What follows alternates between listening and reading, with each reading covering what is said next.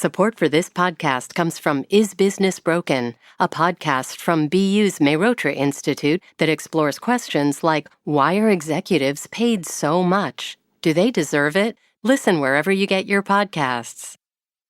WBUR Podcasts, Boston.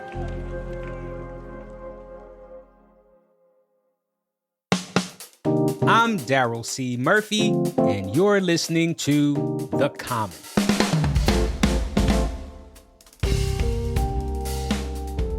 So 50 years ago, protests erupted across the country against the Vietnam War. In Dorchester, a surprising group was on the front lines of the local anti-war movement: Catholic priests and nuns. Divine Intervention is a new 10-part podcast that tells the story of, and I quote, Boston Irish Catholics out to save the world, end quote. It's also a love story. Last week, I spoke about this hidden history with creator, host, and, spoiler alert, son of two of the main characters, Brendan Patrick Hughes. Check it out. So, just to get us started, introduce yourself to the audience. Tell us about yourself, where you grew up. Talk to us about that. Okay. I grew up in Fields Corner in Dorchester. All right. Shout out to Fields Corner. It's a hallowed ground, Fields Corner. Shawmut was my station. We moved there when I was 10 years old. I went to Boston Latin School for high school, and I was the mascot. I went to UMass Boston. I basically spent my entire formative years in Dorchester, Massachusetts. And this podcast was an opportunity to send it a Valentine. So growing up there, I would love to know a little more about what that was like for you, because one of the things you mentioned in the podcast is you don't really like the way Boston is portrayed. So I would love to hear you talk about that. Yeah, well, I will say this. When I saw Good Will Hunting, that was like a religious experience for me, because movies themselves were a religion for me. And to see Boston on the big screen the way that Matt Damon and Ben Affleck did it, was just the greatest thing ever. The movies afterwards that came out, it's all like, bank robberies and fist fights and stuff like that, and knuckleheads, and everyone I know who grew up in Boston became like teachers and worked in nonprofits. And my mother's entire generation of people, they all left the movement and then continued to change the world, working in 501c3s across Boston, being completely politically engaged. And that's the Boston that I know, not the one of like knocking over gas stations, but one in which people are doing everything they can to transform the world through transforming their community.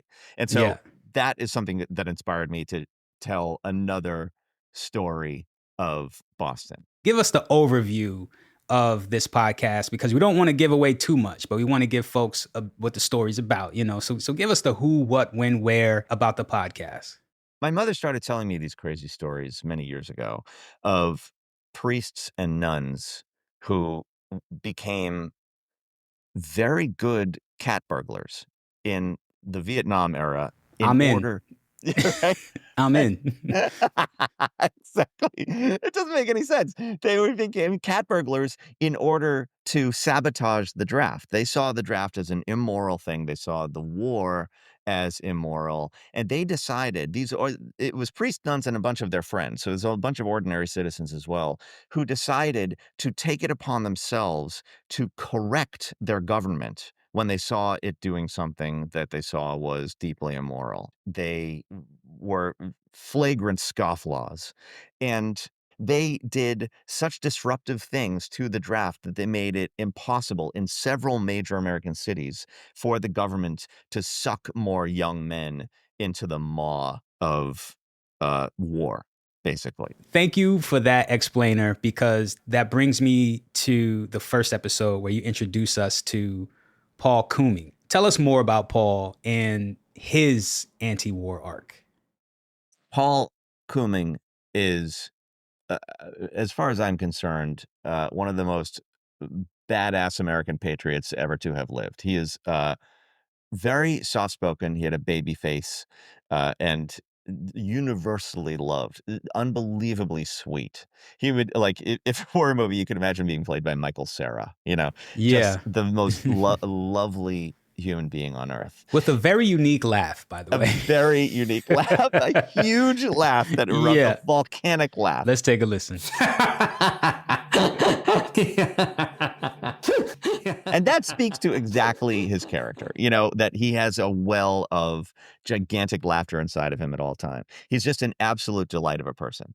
And he grew very uncomfortable with the war as the body counts grew higher and higher, as bodies came back to Dorchester. He was very upset about it, and he entered the movement. And he ended up being central to several of the draft board raids throughout the country. And he learned how to case buildings. He became a very good cat burglar. He said he described a lot of their methodologies for actually breaking in. One thing he did was he would go into a building when they were casing it, and they would spend months casing it. They'd go into a building and put a piece of Scotch tape over a door. And come back and check the Scotch tape. And if no one opened the door for several weeks, they knew that closet was a safe place to hide. And so they would look for the broken Scotch tape, and the ones that weren't broken, that's where we can stand. And they would go in during business hours and hide in these broom closets, and then at night break into these draft boards, steal the draft files, and make their way out. That's impressive. It's really amazing. They developed a lot of really interesting methods for how to break and enter. And the important point there is, in fact, that Paul was part of kind of the second wave of this movement. The first wave, they would take the draft files in broad daylight during business hours and napalm them in the public square, recite the Our Father, and then be arrested. And then they go to jail. And so a lot of the movement went to jail in the early days. And then when Paul entered the movement, they started doing things a little differently. They would surface, and they would have a press conference, and they would claim responsibility, and then they would avoid arrest, and they would live another day. And this created more tension in the movement because the old guard thought, no, the point is to put pressure on the system, fill up the jails, and change hearts and minds. And the younger part of the movement thought, no, we need to be cat burglars and do this over and over and over again, and actually, and not be symbolic, but grind down the war machine. And that was something that Paul was a part of. Now, we have some tape from a scene from the podcast where Paul winds up hiding out inside a church in downtown Boston, the Paulist Center. And the FBI finds out he's there, and they go to apprehend him. But the federal marshals are Catholic, and they don't want to arrest him inside the church. But after a 3-day standoff, they manage to take Paul into custody as his supporters sing Amazing Grace. Okay, here's Paul. He was in the center at the front, pleading with the priest to let me go and be arrested. His voice was shaking, trying to answer the priest at the altar. This was totally against his religion to do this. And yet he had this other belief he had to arrest me. So he asked me to come forward. Amazing grace, how sweet the sound. People had been sleeping, and they arose, and people started automatically singing Amazing Grace as I started to walk towards Tom Cody. And then Tom Cody says to me, I'm not going to handcuff you if you promise not to run. And I said, it's okay, I'm not going to run. Tell us more about this scene. Describe it to us. It was 3 days of like a big arts festival. There was sing-alongs and workshops and speeches and paintings, and people slept there every night. My brother and sister slept in the pews and sleeping bags, and it was this wild experience. But then what we just heard was finally the arresting officer, a federal marshal named Tom Cody, a Catholic, and his other marshals, also Catholics, at 7 a.m. on the third day, knocked on the door, and they came in and they genuflected, which is when Catholics sort of kneel at the side of a pew before coming in. And they then very reluctantly took Paul out, and everyone was still waking up at that point, and they all stood up and broke into Amazing Grace as he was brought out to the police car. Okay, Brendan, I want to take a break right here, but when we get back, I want to get more into the personal aspect of the podcast and what you want the audience to take away from it. So we'll be right back.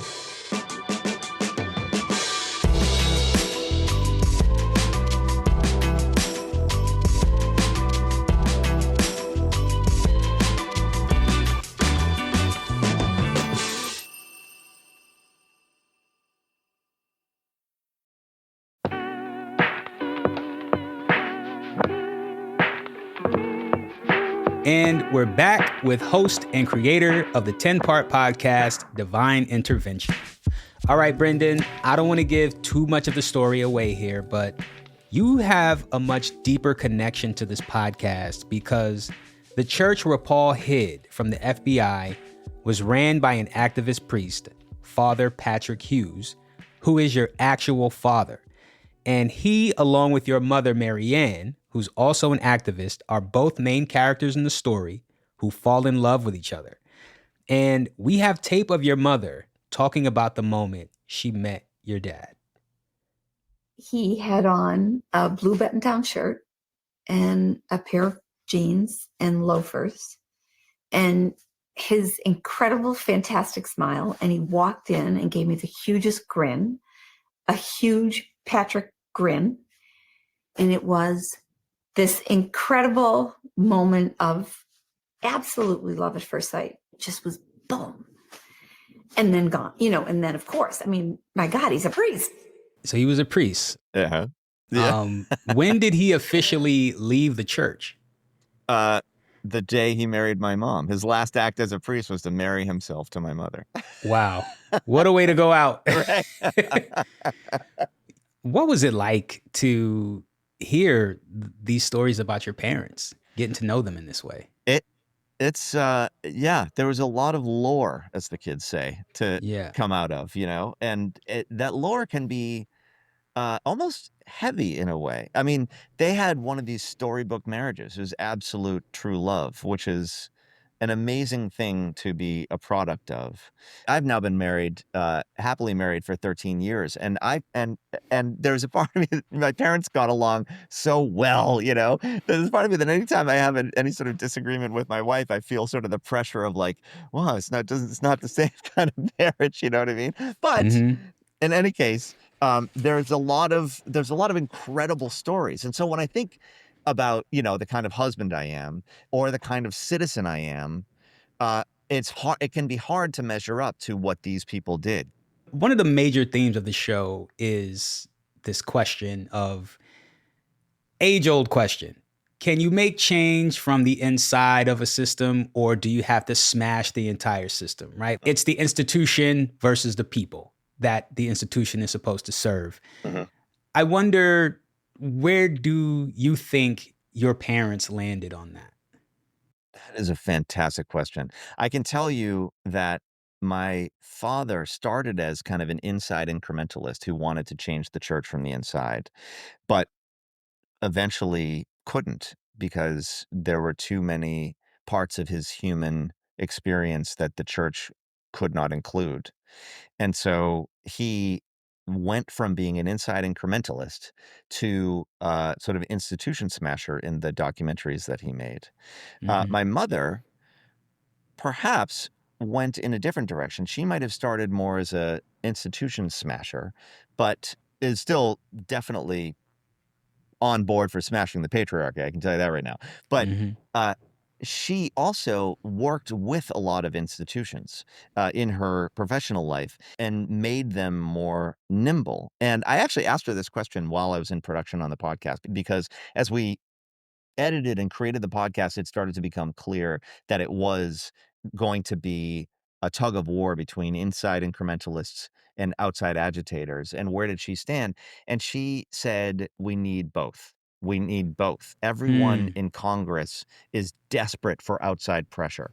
The people who are working from the inside need there also to be pressure from the outside so that they can get traction to move the chains that they need to move inside the institutions. What do you believe? Great question. I think I'm an institution smasher.